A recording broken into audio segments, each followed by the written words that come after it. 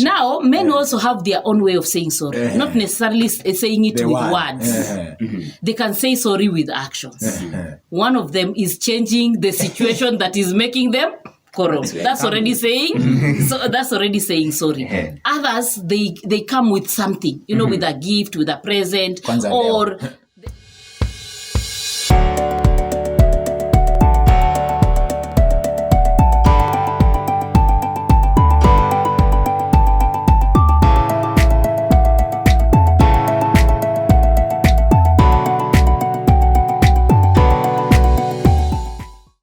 It's a bit now. Kibao inauma msikilizaji. Inateka 21 minutes hapa baada ya saa 2 asubuhi. Unatusikiza ukiwa wapi? Ndo basi tena kuingia ikiwa ni Tuesday Festa. Tuko ndani ya mpango mzima and of course ndani ya mjengo tuko naye Madam Joyce Mghoi. Kwanza tunaanza kabisa, tunasema nini bro? Tunasema kwanza ni mwanzo tu. Uliniambia ati mwanzo wa ngoma ni lele. Mwanzo wa ngoma ni lele. Anasema Englishman says roses are red. Wow. Sasa and there's something huko anasema they are blue. But Madam Joyce Mghoi, karibu sana. Asante. And happy Valentine's. Thank you. Naona madam. Happy Valentine's too. We are ready by the way. Nimeona mko ready kabisa. Mimi ndio nimeenda off kidogo. Tunangangana. Lakini Valentine iko ndani. Wow. Kwa roho. Love iko ndani kwa roho. Are we overrating this day, Madam Joyce? Madam Joyce Mghoi. You are making it look like you can't love someone any other day other than Valentine's. You can't gift someone any other day other than Valentine's. You can't take someone out for, dinner any other day other than Valentine's. Anyway, it is okay. It reminds people. Its origin, of course, is questionable. But if people want to celebrate it, why not? Let them celebrate. Someone I told I usually host Madam Joyce every Tuesday. He asked me, who is Madam Joyce? Madam Joyce Mghoi is a psychologist. She's a psychological counselor. She's a career counselor. And I can also say she's a teacher. She's a teacher and currently a director, Office of Career Services. I host a YouTube channel called Touch of Grace KE, where I discuss various issues on careers, various issues on psychological counseling, things that affect people in their day-to-day life, things that make people not to live, a comfortable life, or they're affected psychologically, generally mental health issues. So we discuss a number of issues that affect us in one way or another. That is Madam Joyce Mghoi, Director, Career Services, Chuka University, Jamani. Tuko ndani. And of course, we want to talk about rekindling, kufufua, rejuvenating our lost love. Madam Joyce Mghoi, yes. People are celebrating today with their loved one. I don't know whether their mothers, their fathers, or what. I don't know wanapenda nani. But all the same, they are celebrating. Lakini kuna mtu, kiburi. You just have to say sorry. All these. It's very, very important, by the way. There are some words that are quite important in a relationship. There are words that are very important in a relationship. One of them is I'm sorry. It's very, very important in a relationship because now it brings what you are saying, rekindling or rejuvenating. Exactly. I'm sorry, thank you, please, kindly, those words that appeal to someone's, inakufanya usikie, at least this person is considerate, at least this person is thinking about me. So yes, today we are talking about rejuvenating love in the society, rejuvenating love in the society, and it can be rejuvenating a romantic love. It can be rejuvenating a family love. It can be rejuvenating even your love for God. So rejuvenating. And the word rejuvenating, of course, already it gives you an idea that if we are rejuvenating, it means this love must have grown cold somewhere. Because rejuvenating itself means to refresh. It means to rekindle. It means to restart. It means to recreate, replenish, renew. That's what the word rejuvenate means. So if we are talking about rejuvenating love in the society, we mean love has gone cold. Love has gone dull. Love, it has gone dull. It has gone feeble. It has, it needs to be rekindled. It needs to be, you need to work on it again. It has gone, sluggish and so on. So we are talking about rejuvenating. James Washira has been giving me here a story. Yes. Some months back and some days back. Yes. I just told him, hold on, your day is coming. And the day is here. Haya, wacha tuambie. James useme ile story.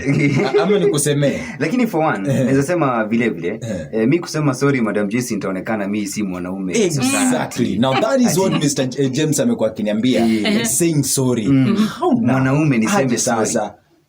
Aje sasa. It is so easy to say sorry. Why does it become so difficult to say sorry? And actually, kuna kitu aliongeza kula, akaniambia CJ, kama basi itabidi niseme sorry. Lazima niongeze basi. Nasema sorry basi. Sorry basi. Ndio iskaidi kama ume nini. You are too actually that is one of the reasons that kills love or makes it dull or makes it, need some kind of refreshing because of we know there is the cultural growing up where men are taught to be men and women are taught to be women and men are taught to be hard, to be tough, to be macho people, to be people who cannot they are strong in all sense of the word, and therefore sometimes a man to say I'm sorry, they feel like they are lowering their dignity as men. They feel like they are lowering their dignity as men. But when you say you are sorry, by the way, you disarm the other person. You completely disarm the other person. When you say I'm sorry, let me tell you, if you always want to be the one to be right, you will actually kill your love. If you always want to be the one to be, you always want to be the final, the one with the final say. If it's a lady, you want to be the one with the final say. If it's a gentleman, wants to be the one with the final, with the final say. They cannot be able to say I'm sorry. They cannot be able to appreciate each other. They cannot be able to, show each other care. Even men, some men feel like showing someone care is a sign of weakness. So lazima uingie hapo kwa nyumba ukae ni kama uko na tough face so that people can fear you and so on. But that's not what we are talking about. Exactly. If you really want to rejuvenate your love, your relationship, you need to appreciate each other. You need to appreciate each other. Say thank you. Say I'm sorry. Say kindly give me that. Kind words, not commanding, kind words. And even the tone. And even the tone. Yes, and even the tone. Sawa basi, not ati sawa basi. Sawa basi means we just say sorry by the way. In fact, they say when a man says sorry basi, maziana manisha. Now, men also have their own way of saying sorry. Not necessarily saying it with words. They can say sorry with actions. One of them is changing the situation that is making them quarrel. That's already saying. So that's already saying sorry. Others they come with something, with a gift, with a present, or they become a bit softer. It is a way of saying I am sorry because of the disagreement that we had. But it's very, very important. If you need to rekindle love, please learn the word thank you. Please learn the word I am sorry. Please learn the word kindly. Kindly pass me this, kindly do this. I would appreciate if you do that. So appreciate each other, showing each other that you care. Showing each other that you care is even texting someone, telling them I care about you, telling them, I love you, telling them I miss you, I think about you. That is rekindling love. If you stay for 2 weeks, hakuna mtu amekuambia I care about you. Surely, are you seeing that? My listeners, I care about you. I miss you. I care about you. I think about you. No, Madam Joyce. Yes. We take it like we are down 3 months. Silent to each other. Hatuongei. Okay, maybe tunaongea. Lakini this thing is not good. How? Where do I start from? You are there. Sasa mtu mtanzi. Mmekaa for 3 months. Sasa nitaanzia wapi? Exactly. There is that ego and there is that pride. Will I be the one to start? James unasikiliza? Will I be the one to start? You tell yourself, will I be the one to start? Now, if you don't start and the other person doesn't start, that's why we are talking about rekindling love, because it's already dead. Or it's already gone. So you must start from somewhere. You must start from somewhere. You must start by saying hi. You must start by, having a conversation. And then finally, you are able now to start saying those words that you want to say, or rekindling the love that is there. So generally, appreciating each other, showing that you care, focusing on the positive things the other person is doing other than the negative things, giving them undivided attention. And this one I think we need to learn, because currently we have these phones. We are on WhatsApp, we are on Facebook. You are there with your date, you are there with your friend, you are there with your mom, you are there with your dad, you are there, even in the church, you want to pray to God, but then you have divided attention because you are on WhatsApp, on Facebook and all that. Even today, there are people who will go for dinner, but they will not have a conversation. Huyu ataketi pale na simu yake, huyu mwingine ataketi huku na simu yake. So there will be very few words exchanged. People are connecting more with those people that are outside than those people that are seated next to them. So giving someone undivided attention, listening to them, being able to concentrate on what they are saying is also very, very important. Giving them undivided attention. Writing a note or a text, just the way I've said, telling them, hi, I was just checking on you. Are you okay? Are you good? Putting extra effort. Putting extra effort is going out of your way to be able to probably be with someone, maybe traveling even to go be with someone, or doing something for them. Like probably if it is at home and there are so many chores, you can also cook tea, It's not a must that the other person is the one who will do all those chores and will also make tea. And so you can there are some things that you can be able to do here and there. You can cook meat. You can cook meat as I cook rice. Or you can cook, tea as I... So going an extra mile for another person is also very good.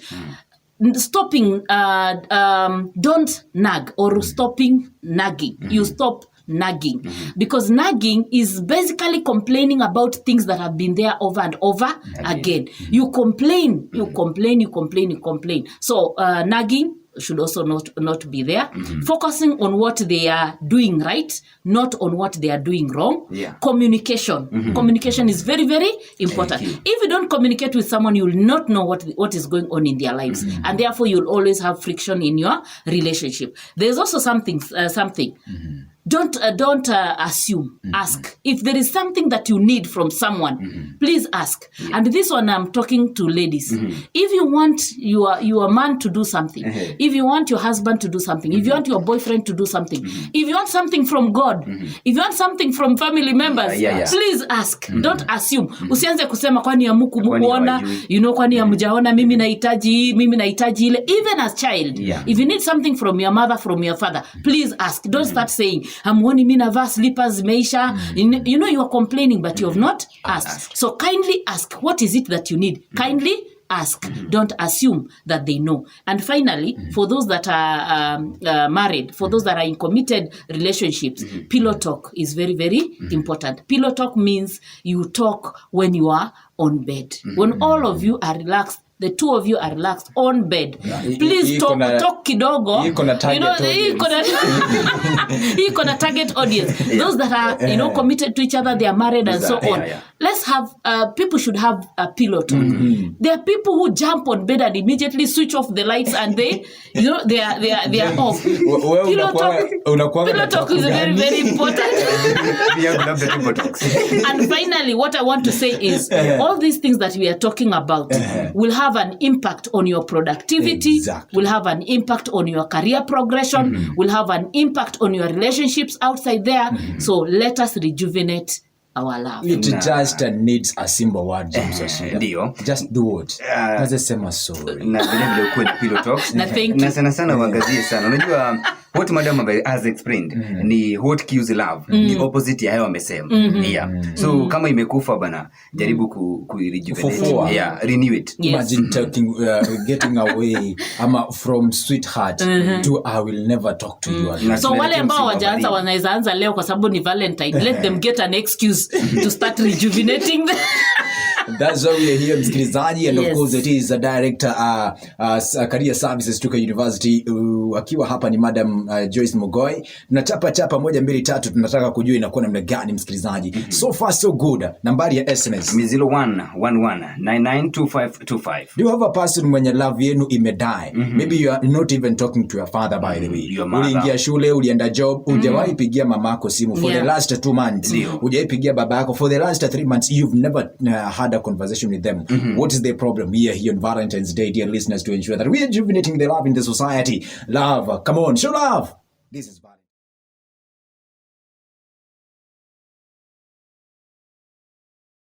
Madam Joyce Mghoi. Yes. I see Washira is preparing a very good question for you. But as he prepares the same question to you, kuna conversation tumekuwa nayo before tuingie hapa on air ya kushona hizo roho zikinini za watu ambao zinaweza kupasuka. Because you know kuna watu wengine after today it won't be business as usual. I think that is the most sad observation that you have made and you have shared with me. I'm actually sad because there will be people this day, as you are saying, that their hearts will be broken because of one reason or another. But I think we need to be very careful, and we need also to be wise in one way or another. One, you need to know your relationship even before it reaches a Valentine Day like today, so that you start having, heartbreak. You need to know. You need to know who you are relating with, so that you are able to protect yourself, or you are able to protect yourself from such a kind of heartbreaks. Number 2, I just want to warn those that intend to be malicious. There are people that intend to be malicious. That it's not that they are relating with that person, but they could be liking that person, and they could probably want a relationship with that person, and they could put that person in the status as you are saying, so that the other person will see and say, then it means my partner is playing, or my partner is cheating on me, and yet possibly it may not be very, very true. So people need to be very, very careful. This day is supposed to rejuvenate or rekindle the love, not kill it. Rejuvenate it, not kill it. But all the same, those that will go through heartbreaks, those that will go through frustrations, let them come to the office. We talk about these things. It shall be well. Let them know time is a healer, and it shall be well. If a relationship ends, that does not mean that your life needs to end. You can continue with your life, and you will get someone else who will be able to appreciate you and to love you. But the counseling is there in our department, that they can be able to be helped. Now, another thing, there are those who will feel that their partners don't love them because there are things that they have not done for them. Like if they have not, given you a flower. There is this joke that says, ukiingia kwa nyumba ulizo maua iko wapi, unasema maua ni mbele ya meru. So there will be some expectations, and people may not be able to meet that expectation. Kindly, if someone has not met the expectation, it doesn't mean that they don't love you. It doesn't mean that they don't love you. Maybe it is the time, maybe it is the finances that are not available, and so on. So it doesn't mean that if you're expecting someone to buy a flower and they don't buy a flower, that person does not love you. Kwanza sisi hapa Chuka tuko vizuri sana. Maua imejaa huku around. Ilipandwa na Professor Njoka. So we can go. In fact, they should understand. Some parts of the country. So people should not break their relationships because their partner did not rise to the occasion or did not act the way they expected that they should act. Another thing I've said, if you need something, ask, don't assume. So if there is something that you want, ask. Because what you will be assuming they will do may not be what they will do. So you may start getting annoyed and having a heartbreak because they brought bread and bananas. You expected flowers. And only expect flowers. Maybe you expected chocolate, and they have brought something else, a banana, or they have brought some muhogo, cassava, or whatever it is. Yeah, you wanted maybe a different type of chocolate. I hear there are different types. Kuna white, kuna I don't know what color. Na here ameleta fudge, ama ameleta some, some kind of, maybe ameleta sweet. Na sio hiyo nini. So you start having a heartbreak because your expectation was not met. Let them know, even if someone does not do what they think they should do, it doesn't mean that they they don't love them. Madam Jason. And another thing, why do we expect people to do things for us while we are not doing the same to them? Are we doing the same to them? Yeah. We need also to do the same to them. So if you want your partner, if you want your partner to do something to you, please also do something to in them. the holy book.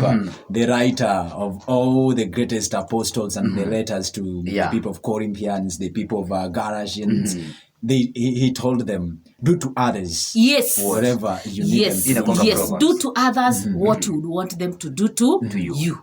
So don't just be expecting. Madam Jason Mghoi, Yes. before we rejuvenate, what killed this love? Actually, if we are rejuvenating it, it means it died. Yeah. One of the things that kills love is financial constraints. Like right now, there are people scratching their heads because their girlfriends want to be taken. Their girlfriends want to be taken some place that is expensive and they don't have the money. So you see, that already will bring what? Disappointment. But under normal circumstances, financial difficulties can bring strain to a relationship. Yeah. It can also kill the relationship. Drugs and alcohol abuse is another thing that kills relationships. Yeah. It kills relationship. If you are there drinking, if you are there taking drugs, your relationship may not be able to work. Cheating, or putting priority things that are not supposed to be a priority. We also have careers. Careers can also kill a relationship, especially if you are posted far to work far from your partner. Slowly by slowly, that relationship may grow cold. And there are people that are also workaholics. From 7 to the other 7, or from 6 to the other 6, or from they are all their time they spend it at work. So it can also be able to make the relationship dull. Lack of communication or communication breakdown is another thing that may make a relationship become dull. Lies, deception, it also kills relationships. Lies, deception, comparisons. So and so alifanyiwa hivi, wewe hujanifanyia. I wish you were like so and so. I wish you did like so and so. Those comparisons also kill love. Focusing on the negatives instead of the positive is also something that can kill love. Yeah.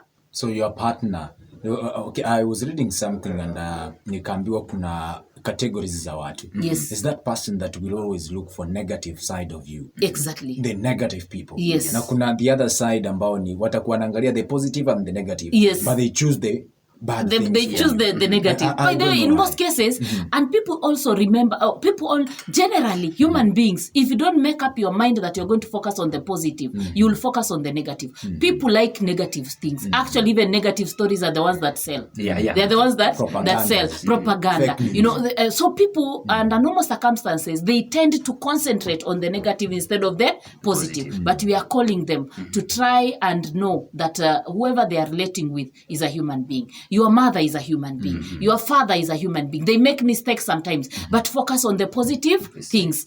They make mistakes sometimes. So it's very, very important for us to rejuvenate our love. In this era of mental health problems, it's very important. Relationships that are not maintained well, they may lead even to death. We have had people that have killed themselves because of these kinds of relationship. So let us invest in our relationship. Whatever we value, we invest in it. Whatever we value, we invest in it. Now, Madam Jason Mghoi, yes. We cannot really read at the minds of our people. Yes. Mimi nilikosewa, sio mimi, example. Kama ni mimi ni sawa. Yes. Nilikosewa, lakini nimejifanya mjinga. Siwezi kuwa mjinga. Okay, nimeamua